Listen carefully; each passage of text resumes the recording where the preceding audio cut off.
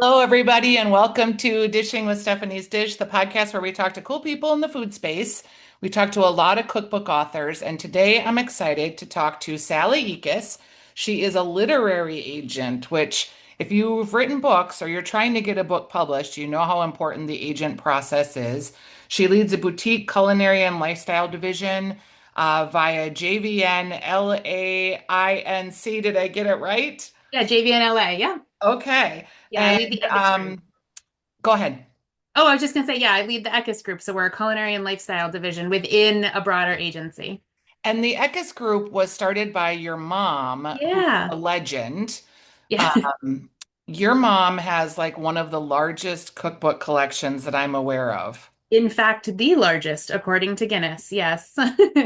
A couple of months ago, I think, maybe it was on your Instagram page, someone posted a picture of her library of Yeah. her home that is literally looks like a library that you would see in New York City or Washington, D.C. or somewhere fancy with just walls and walls of books. It was so gorgeous. Yeah, it's a two-store, all cherry wood, gorgeous library. She built the edition. It was a dream edition. It took, a lifetime to build.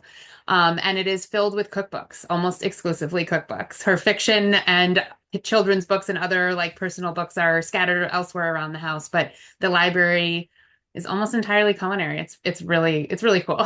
It's amazing. And your mom's name is Lisa. Lisa, I guess, Um, yeah. Can I ask you a question? I'm going to go Sure, all over the place here, but sure, please. um, I have a daughter and only one daughter and no sons, so my only child. And there are things that we have in common about cooking and about food. And I always think like, oh, maybe she'll follow in my footsteps. But then she's quick to point out like, no, I'm never doing that. But then Yeah. she's sort of leaning sort of my way. How did that work with you and being in the publishing space? Yeah, so how old is your daughter now? 26. Okay. Yeah, so growing up, my mom had this vibrant culinary business. At the time, it was a PR agency before we did agenting. And it was never supposed to be a family business. She never pressured me or said, maybe one day. In fact, it was just like if you had asked me before I started working with her, what does Lisa do for a living? I would have said something with books and something in food. So I was like growing up in this and I was immersed and sort of absorbing by osmosis. And, in my younger years, I would be like collating press kits for PR campaigns. And, I was like earning a allowance, Yep. mailing catalogs and whatnot. But it wasn't something she was really like, whatever you want to do, follow your heart. I was on a different path. I went to school for counseling and I was about to go for a master's in social work and I deferred. I, broke up with a bad decision, moved home, started helping out at the agency and realized that I'd been informally training for this my whole life. I really fell in love with it. And, I was very fortunate to step into like the legacy of her reputation. And then also once we decided this is something I wanted to do, talk about what the succession plan would look like and then really carve out my own vibe and skill set and cultivate my own list supporting her list. And so it was really a unintentional natural progression that then became quite intentional and quite effortful. So I think that's kind of why it worked out. And if but it's hard to say in hindsight. It's funny too. You talk about this like being in training of knowing this thing and you not Yes. even really realizing that until you've Yes. left and gone to do something else. And also, it does track that you were going to be a social worker, Absolutely. therapist, and now you're an agent. Yeah, I somewhat sarcastically, but realistically acknowledge that I was trained in crisis counseling, active listening, and negotiation. So all of those things play a very big role in the work that I do as a literary agent working with books. But, at the end of the day, it is a book. It is, not somebody's, well, it is somebody's mental well-being, but in a different light. So Yes. I get to utilize those skills all the time, and it feels quite lucky. And it's really the client management and author care and author advocacy that I love so much, and that has kept me in this business for as long as it has. What is it about cookbooks in particular that makes you solely focus on that? Well, that I stepped into, that was Lisa's area of expertise. She was one of the very first cookbook publicist. She essentially created the category of culinary publicity before there were massive agencies handling, influencers and brand campaigns. And so that was her area of expertise. So that's what I stepped into and was hyper mentored in. And I also equally just fell in love with it. I mean, there are many different things that bring people together. And at the end of the day, it feels like food is that one through line. Everyone has some relationship to food, recipes, cooking, memory, good, bad, complicated, probably somewhere in the middle. And so to have a role in helping to bring that to fruition in published form is a tremendous honor. You are the publisher or the agent actually of Right. Entertaining 101 with Beth Lamonic. Yeah. And we Yes. just talked with her last. Yeah, I listened to that. It was such a fun conversation. Yeah, she was pretty great. And the weirdest thing happened to me the other day. I was at my radio partner's office and we were talking about a project and she had a stack of cookbooks and I was like, "Oh, what are you working on?" She's like, "Oh, I'm helping our friend from Muriel, Karin Tomlinson, put her proposal together." And Oh I'm, my gosh. "Oh, that's interesting." And she goes, "Yeah, she's got a really great agent already." And I'm like, "Who's her agent?" And it's you. Yes, it is. Yeah, I'm so excited to be working with her. Yep. Yep. I'm Her point honored. of view on food and her storytelling of the purveyors that she works with Yes. and her just completely beautiful recipes. I'm Yeah. so excited for you and I'm so excited for that book. Thank you. Yeah, I mean that's a great example of really early development. Where I often say that I work with people, not proposals. We can get to the proposal. I help guide people through that process as an agent. And this is a great example where it's like I'm so captivated by the food and the media attention and the accolades and the intentionality of what is happening from the farm to the plate. And so, sometimes chefs work with writers or collaborators to help bring that to the printed page. And that's where we're at with that project. So it's in very early stages, which is super exciting. Yeah, you're gonna not be disappointed. She is just a great person. She's a great storyteller and Yeah. that you had a really good eye to pick her up because I think Well, she's thank amazing. you. Thank you. What other projects do you have on the docket right now that you're excited about? I see potluck desserts behind you. Oh yeah, Justin Burke Potluck Desserts. Justin's book came out the same day as Beth's, just a couple weeks ago. And I try to rotate in my background the books that are sort of newly rotating. So the Meathead Method over here, that is Meathead's second book. His first book called Meathead came out almost 10 years ago, and it's all both books are all about the science and art and science of barbecue and grilling and outdoor cooking. I have books in a bunch of different levels of activity. So that's also fun because I have something that's like, proposal and development and then things that are coming out. So it really runs the gamut. When I just saw Frankie Gaw, whose Instagram handle is Little Fat Boy Frankie. He's up for a James Beard Media Award and he just turned in the manuscript for his second book called Asian Americana. So I'm really excited about that. So it's really, all levels of development over here. once someone does their first book, is it easier to market them the second time around? Great question. I find that yes, because really once that first book is to publishers need you to have or want you to have a big platform to warrant signing a book deal. And then the book helps sort of level up that platform promotion, name recognition, certainly moving beyond like the core community of that author. It helps introduce new readers, new cooks, new fans to that person's work. And so I find that, that second book, third book, fourth book, 10th book really helps just keep that momentum going. You wrote something recently on your Substack that people should follow you because you're a good follow. Thank you. Um, that I really have spent a lot of time thinking about, and I'm probably going to get the name of the author wrong, so you may have to Oh, we correct can me. figure it But out together. Yeah. the idea of it is that a new cookbook writer launched a book tour in a way that was a little unconventional and in some ways maybe controversial because instead of the usual like going out to the booksellers and having a Q&A and talking, she hired her friend who is a comedian and really created more of like I'll call it in air quotes, like a Real Housewives type in-person cooking experience that there was cooking demonstration, there was talking about the book. Do you know who I'm talking about? No, actually. Oh, okay. I might be Was it getting one it of my confused. clients or maybe a reshare? I think it's a reshare because the Oh, idea okay. was she has been on the New York Times bestseller list now with her book for a couple of weeks. Hmm. And it was the literary agencies kind of looked down on what she did a little bit because it was unconventional and maybe a I little mean, patriarchal. I love I unconventional. kind of did too. And Oh so yeah. I wanted to ask you about that because I'm getting ready to launch my own tour and thinking about like locations, and Yeah. it really blew my mind to think, like for me in particular and people that have really strong performing skills, like Yes.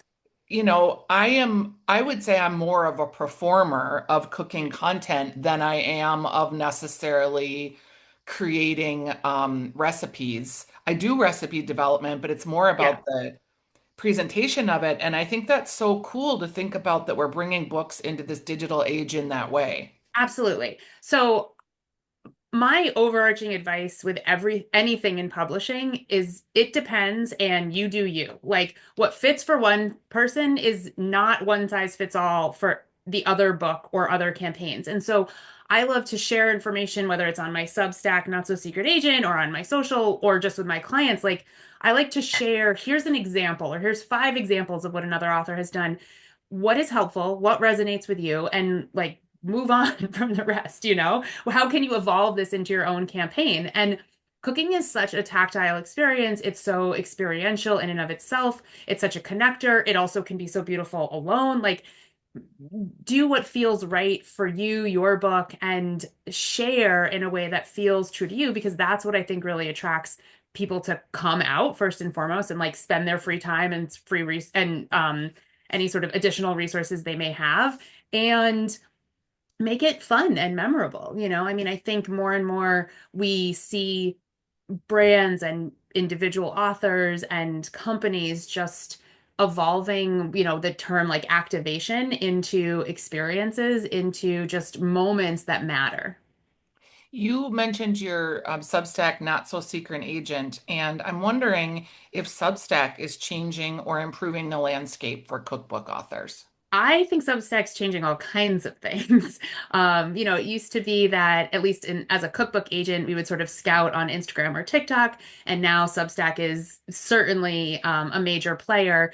And there's a ton of food content and creators on Substack, but even just a year ago when I got on, there was a lot less, and I think there's still a lot more room because there's so many hyper focused areas of interest in foods that you have this opportunity. Maybe you can't land a publishing deal, but if you can build a community of the people that want your recipes, your voice, your food, whatever it is in that specific space, go for it. I mean, you can be so hyper focused and really build this beautiful community. And I love the Substack ecosystem. It's been incredibly generous to me, and I try to give back as much as possible. Like the recommendations and resharing and discoverability aspect of Substack has been a really beautiful thing to experience. They've really democratized the idea of podcasting too. Like, Yes. I've been Yeah. podcasting for 7 years, actually longer than that, maybe Mhm. even Oh, closer to like 9. wow. Well, I was a broadcaster, so it made Right, right, sense right, to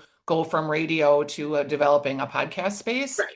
And just the ease of ability of doing it now, before Yes. you had to have special equipment and people to host it, and it's just gotten so much simpler. And we're also seeing that, I think, with video, that Right, Substack's making it so easy to go live. You don't necessarily need 10,000 watch hours on YouTube or 3,000 right. subscribers or whatever, the I mean, latest numbers are. most of my readers come th like my email goes to their actual email inbox, though people find me through Substack, and so it's been fun. I'm not by any means a seasoned or polished content creator, but I've been doing videos as one means of explaining other things about publishing, and just kind of seeing how that resonates with people in their inbox versus other mediums, and it's been really fun. They are super lo-fi and quite off the cuff. But most people that are not tuning in live to me on Substack, they'll find it in their inbox the next morning, which has been really fun too. I think the lo-fi aspects too are almost what people are looking for. I hope so, because I that's have what they're not gonna get. The TikTok algorithm and I are not friends, probably never will be friends, and I don't understand it at all because I can produce like something that looks great, tastes good, it's just mouth-watering to watch, and then I Yeah. can post like a picture of my dog, and that will be the thing that Right. goes Well, I think viral. animals will always outperform us on the socials, as they should at this point, you know? Yeah, it's so crazy. It's so crazy. A single subject book has popped into the zeitgeist that I think it's a really great book. Sesame, it's called. Yeah. And it's like a single ingredient and she takes that single ingredient and uses it in many different ways throughout the book. Hmm. You must see like single ingredient books, seasonal books. Like, are there trends in what's hot right now? Um, I love single ingredient books or single subject. Oftentimes it's a lower recipe count, somewhere between like the 50 to 75 range, as opposed to 75 to 100 or 125. It just feels like a little bit more giftable, a little bit more impulse buy, and it's really fun to see those. But there's always single subject books cropping up, but I think particularly in the shift in the cookbook market, meaning there's like a bigger gap between like creator-led books, big robust cookbooks, and then sort of a place for everyone else. And sometimes that place where you can settle in the sort of for everyone else, if you don't have this massive following, is in a single subject book. That could be your expertise or deeply researched. I don't necessarily think that's so much a trend as it is um, something that like ebbs and flows and we see a little bit more of on the cookbook shelf because they've always been there, but now people, can nerd out on one thing and they'll go to the cookbook shelf because the food scene just in the zeitgeist has become so popular. Like Mhm. there's, strawberry earrings and I've got a sweater with cherries on it. So why not a book about just sesame? It's Yeah. it's really a time to celebrate ingredients and food. When you are on like Instagram or TikTok and you're trying to relax, like you're not working, and I know that's really hard to even do, but Yeah. are you following like other creators and other spaces and thinking like, gee, how are they doing this? Or how does that Um, work for you? Well, I would just clarify that I don't go on social to relax, but and also I'm almost always working. However, to answer your actual question, I have most of the people I follow outside of the food space are in the like body inclusivity, body positivity space. I follow some fashion people that are highly inclusive, plus size fashion people that have completely changed my relationship to like even the fact that I said fashion on a podcast interview. Like I just never would have been that person a Sure. while ago.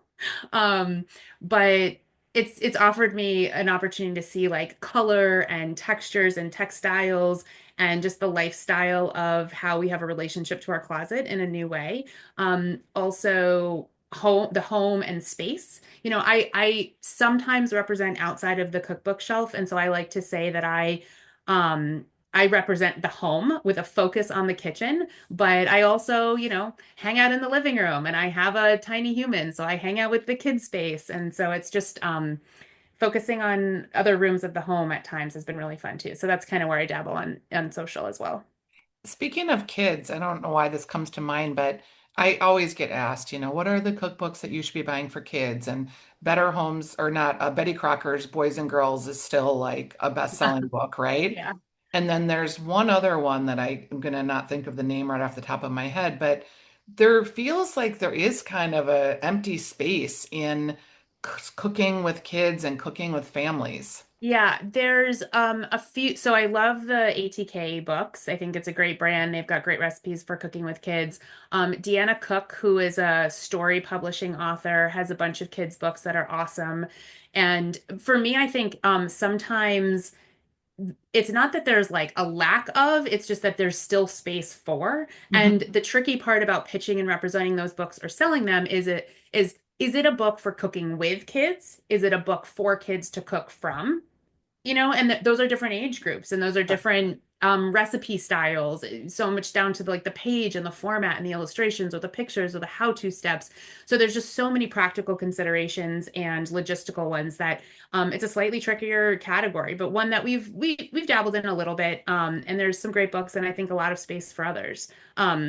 The author of Indianish did a kids cookbook as well that I found really fun and just wonderful recipes. I forget the name of the book off the top of my head. That Indianish was a really cool cookbook. Yeah, yes. There's been some just beautiful, texturally colorful books written by people from more diverse backgrounds. And Yeah. while it seems like we see a ton of that right now, and we are, it is fairly new in the last 10 years. Um, it has become magnified and intensified, though our agency, and kudos to Lisa for carving out her space as a literary agent in the representing underrepresented voices from the get-go. It's been a part of the ethos of our agency since day one. And so to see publishers in the past 10 years really prioritizing marginalized voices is amazing and also a little about time, you know? Yeah. Yeah. Okay, kind of a controversial question. Uh-oh. Sometimes people in the media can be a little snooty about influencers and about social media in particular, Hmm. because I think they feel maybe like people are treading on their Yeah. authority of space, as Yeah. it were.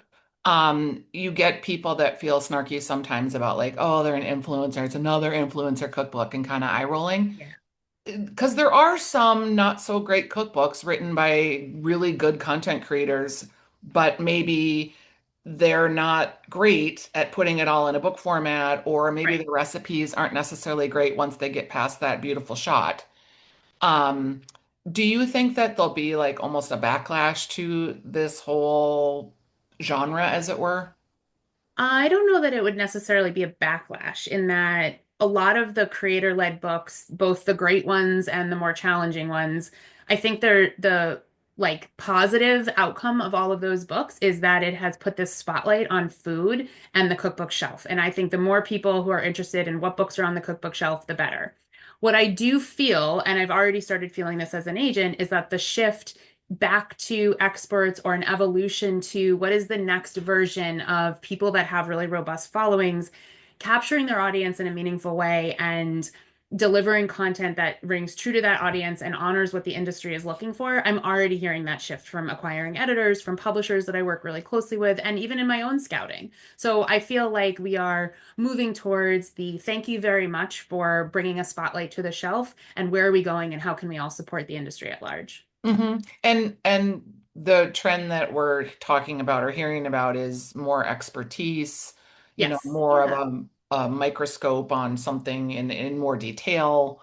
Exactly. Yeah. Which is so fun. I mean, more interest, more books, more food, more deep dives. And also, like, I mean, we just are scratching the surface about, like, my husband and I are working on books about place of food. So, Yes. like, we've written a fiction book about Croatia that has recipe as a component Yes. to it. I'm seeing a lot more crossover among different genres, even between fiction and nonfiction. I was just pitched a proposal, probably the first, maybe it's the second one that has sort of a fictional component to it. And I don't represent fiction. That's for my colleagues at the agency and other agents in the industry. But it is fun to see how food has like penetrated every aspect of our lives, and it's just delightful. Yeah, I'm super excited about that in just my personal journey. It's keeping it fresh and interesting. Totally. Yeah. And, my husband is a writer, as a fiction writer, and for us to like collaborate on a project together in a way Yes, that I know what my lane is and he knows what his lane exactly. is pretty fun. Well, I think that's one of the many gifts that have come out of this like creator-led book or just like the intensification of food in the zeitgeist is that people who are an expert in a certain culinary topic could be a consultant on a novel or For who sure. knows, you know what I mean? And it's blowing the fridge doors wide open. I feel like it's sort of like the White Lotus effect for books and Oh man, yeah. cooking and food generally. Yeah. You know, Yeah. that put that With lens with on just travel and exotic locales and yeah. I just feel like that's the next thing, and I'm gonna be there, I promise. Cool. Well, it's so fun to just see our beloved culinary space be celebrated across genres. And like just to get back to as a little kid, going into a bookstore or going into the library and just the Yes. joy of, books have been under attack for the last 20 years as the Mhm. Amazonification of the world has happened.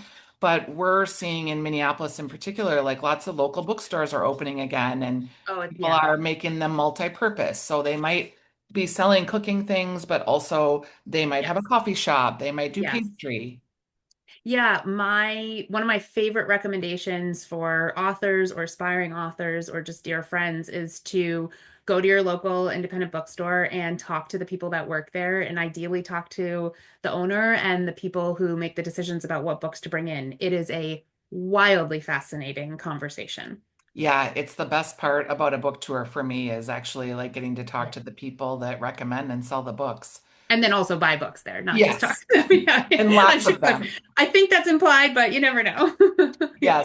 Yes. Sally, it's been a delight to talk to you. Thank Thank you you, for Stephanie. joining the program today. I'll put links to your Substack, Great, thank also you. your information if I don't know if anyone's listening is thinking about pitches, but if you are, Yeah, I have really comprehensive nonfiction book proposal guidelines that definitely pertain to those looking to write food books, but also are really applicable to anyone that's looking to learn about publishing. So that's a great link to share. And thank you so much for having me on. yeah, it's great. And keep pitching me your authors. You have good authors and the books are Thank you. great. Beth was a Thank joy. you. Oh, thanks. All right, we'll talk soon. Okay, bye. Okay, bye-bye.